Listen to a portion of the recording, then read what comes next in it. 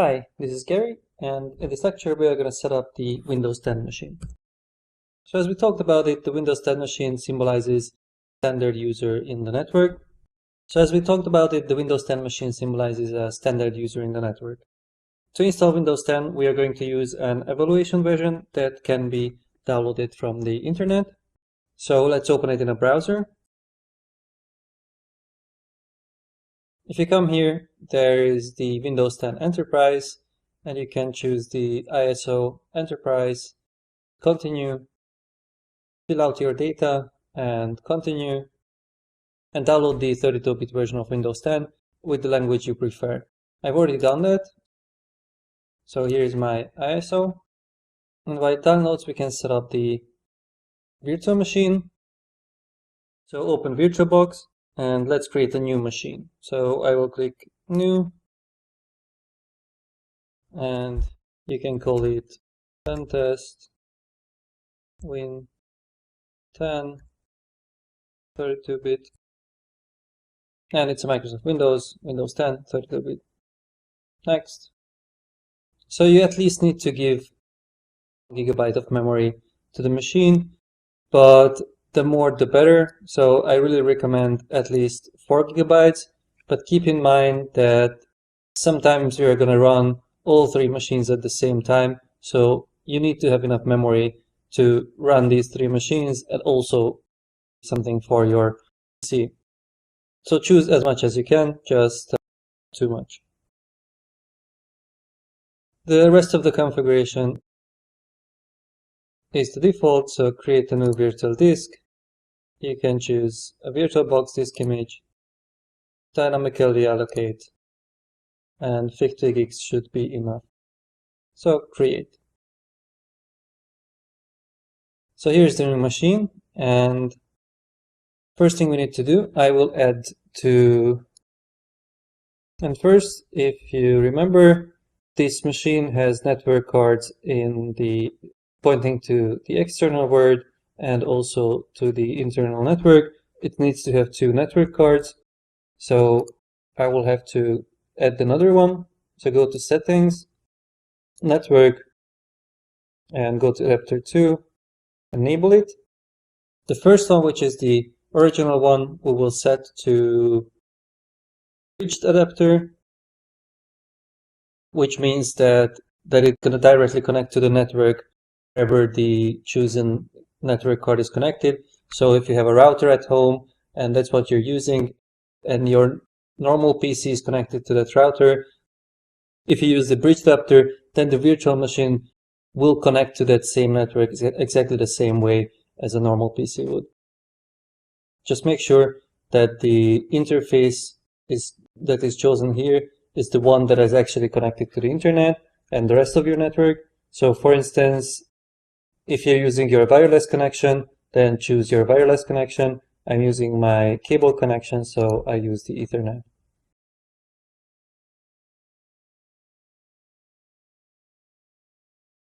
So the adapter 1 is fine. For adapter 2, we enable it, but we still have to do some configuration. So I will leave here, and we need to set up a new network in VirtualBox. And for that, go to File and Preferences, and go to Network. And as you can see, I already have a network, but we can create a new one. So add new network, and we can rename it to Evil Corp. And make sure that it has DHCP, and we don't need IPv6. Okay, and okay. And now we come back to the settings of the virtual machine and go back to network and adapter 2, then choose network and choose Evil Corp. This way we're making sure that this machine and the Windows 2016 machine are going to be on the same network, which is going to be the Evil Corp network. Okay, now let's go back to settings and to the storage, and here we have our optical disk. So we want to use the downloaded Windows installer. So click on this DVD icon and choose virtual optical disk file and choose the file you just downloaded and say OK. And then we can boot up the machine.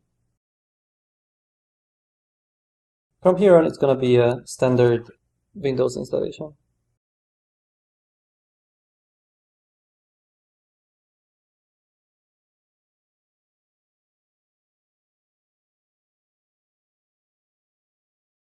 So it's a install Windows only, and choose the drive, say new, use the full disk, OK, and next, and now wait.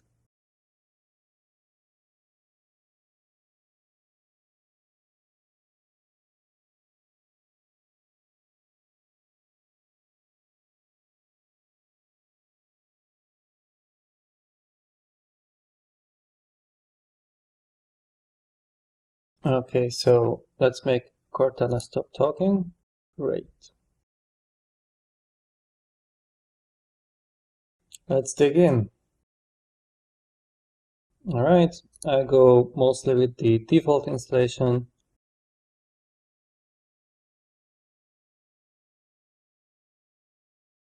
Now we have some important setup to do.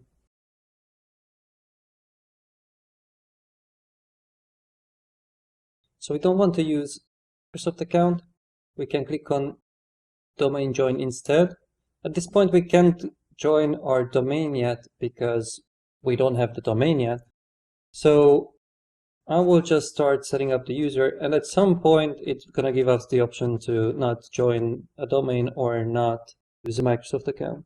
So the user we want to create is called Robin, and the password will be Robin123 question mark. Oh yeah, here now you can see. And next. And I will just set up some security questions.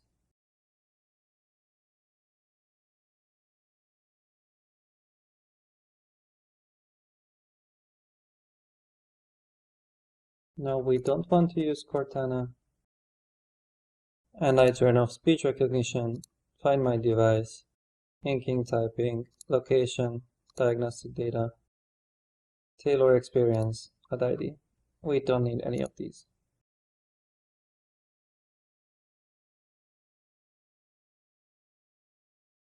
Okay, almost there.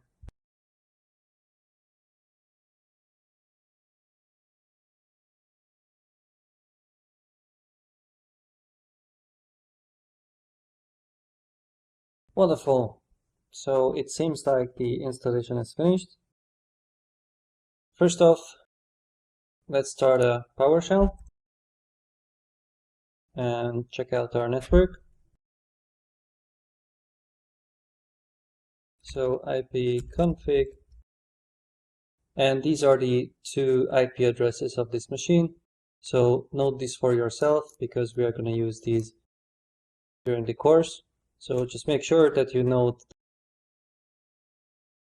that the Windows 10 machine has this IP address in the Evil Corp network and this IP address the external world, to the external world.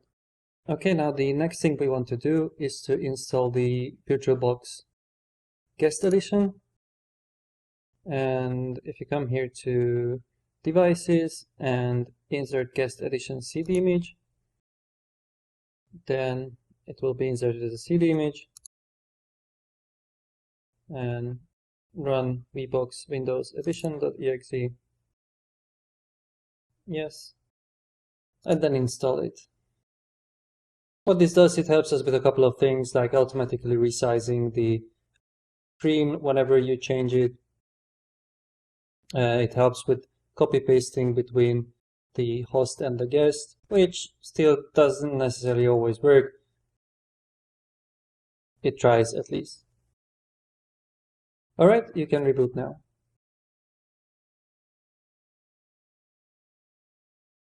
So let's log in as Robin.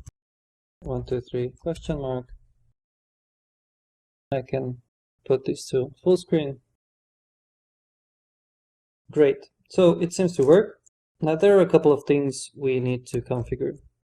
So I listed the changes here so that you have it in writing. We have the Robin user, we already have the 2 network cards, and we will add another user at the end called Little John, and the rest is just turning off most of the protections built into Windows, such as the firewall and Defender. So you might say that it's lame that we are doing a security course, but we actually turn off the built-in protections. But we do that because we start at the beginning. Obviously, to fight against antivirus and such is a more advanced thing. So first we start with the basics, and for that we need to turn off the various protection mechanisms. And as well as most of the time, if you have a test machine, what you use for experiment, then you will need to turn these off because they will meddle with your experiment and you won't see exactly what's happening because of the Windows Defender or something like that, or any kind of anti-malware stuff. At the end of the course, we will get to the point where we actually turn these features back on to see how we can fight them. Alright, so first let's turn firewall off. For that, I will search for firewall and then turn Windows Defender firewall on off and turn off and turn off.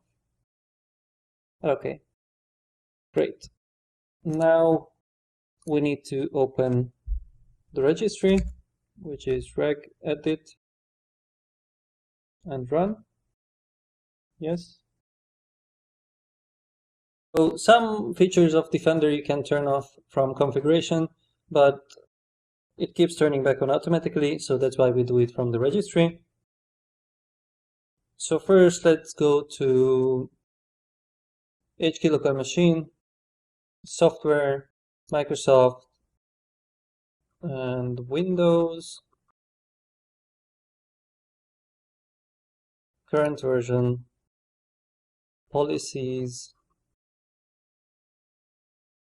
and system. And under this, we want to add a new keyword 32-bit value, and it is called local account token filter policy,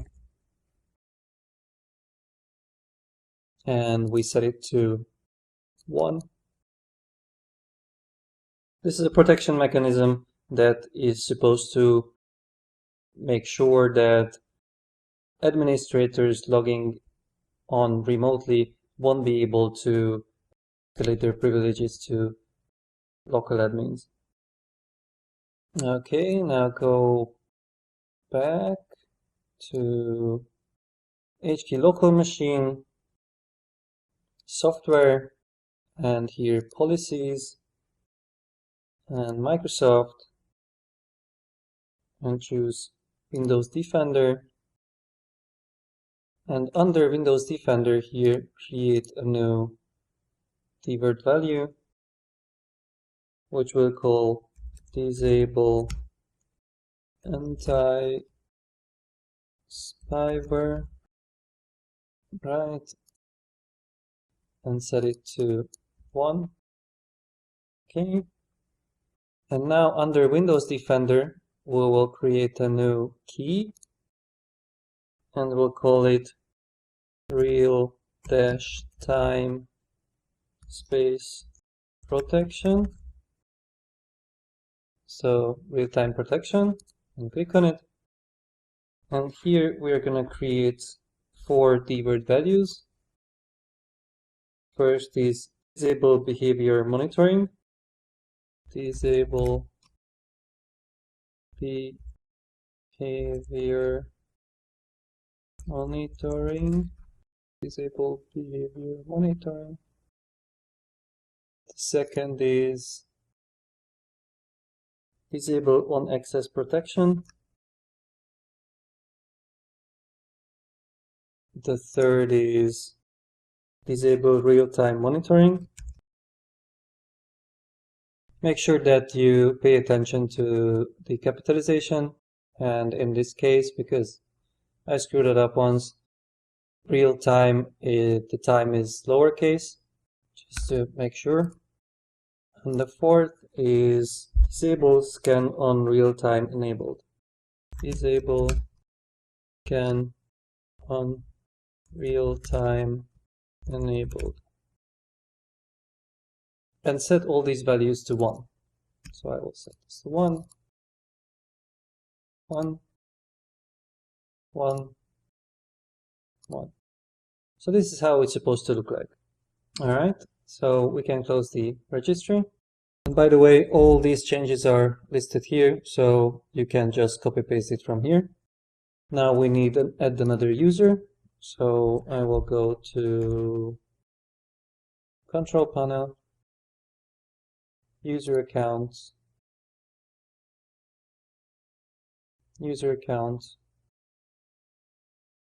manage another account, and add new user to this PC. And here add someone else to this PC. I don't have this person sign-in information. And here choose add the user without Microsoft account. Microsoft makes it pretty complicated nowadays to create a user without a Microsoft account, so that's why we have to jump these loops. So the user is going to be little John, and the password will be I hate Robin 123. Yes, I hate Robin 123.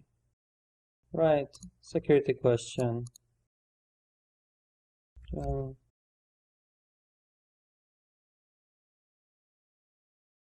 Alright, so little John, I hate Robin 123, and fill out the security questions.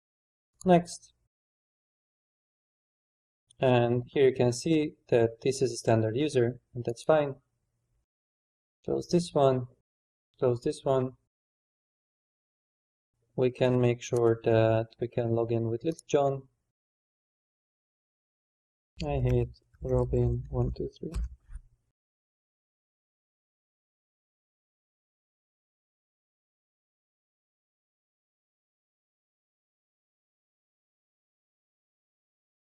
Alright, now the profile of little John is also created. So right now we have two users on the machine, Robin, who is a local administrator, and little John, who is a standard user. Now I will restart this computer just to make sure that the changes what we made in the registry will take effect. So restart anyway.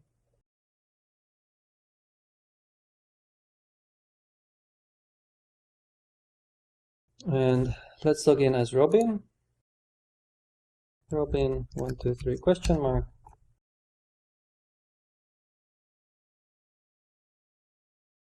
Now the last thing we want to do is install a couple of applications.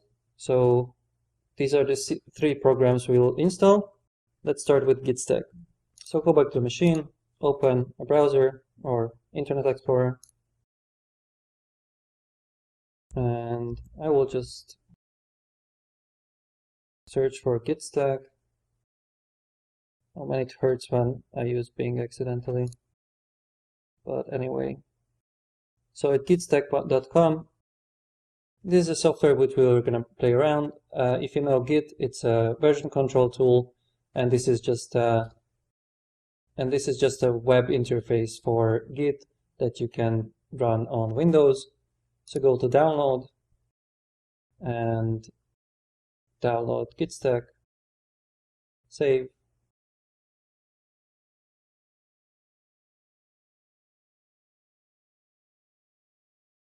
All right, open folder and just double click the downloaded file.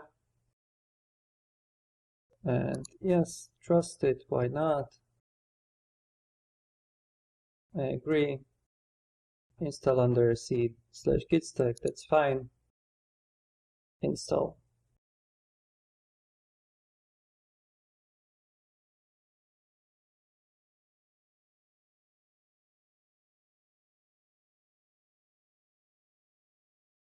Alright, then let's say launch git stack. And as you can see, it runs on localhost and it loads the registration. We need to log in once as admin. You can see the username password, admin, sign in.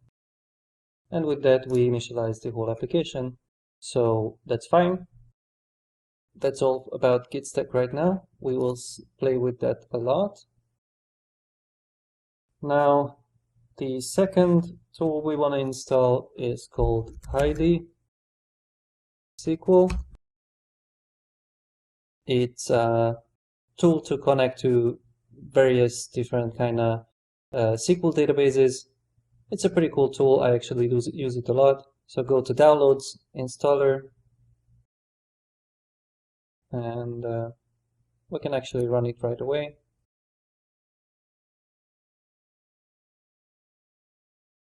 Run. Yes, trust it. I accept. Next, next, next. Install. Finish. And it starts up. Let's just create a new connection, which I will call test. And let's just say 10, 0, to 50. And let's say that the password is "you are never gonna guess this." It actually doesn't matter what the password is. I will show you later section how we can steal these passwords. So that's why we are creating these connections. There are actually no database server at this IP address, but it doesn't matter for us. The point is that we save a password to the database of Heidi SQL. So save.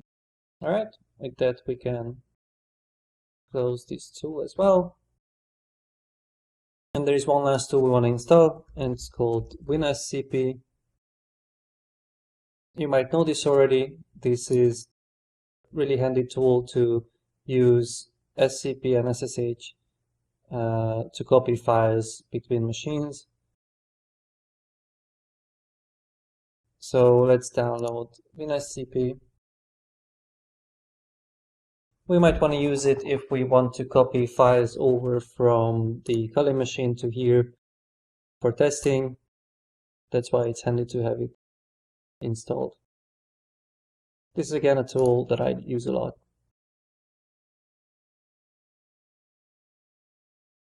Alright, we don't have to run it now, just finish. Alright, with this we are finished with setting up the Windows 10 machine. What we did, we installed a new Windows 10, we created 2 users, we turned off the Windows Defender and Windows Firewall, and installed git stack, WinSCP, and Heidi SQL, and we are fine for the moment. We will create now the Windows 2016 machine, and later we have to create the Windows domain and add this computer to the domain, but we are going to do this in the following lectures.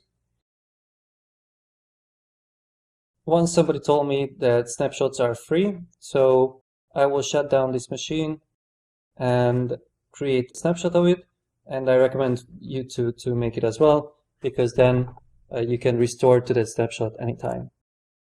So go to snapshots and take a snapshot. I will call it fresh install, and you can add here Defender turned off, firewall turned off, Little John added, installed git stack ID WinSCP. Alright, so now we can do whatever, and we can revert back to this snapshot when anything goes wrong. So we end our video, and in the next one we are going to talk about how to set up the Windows 16 machine.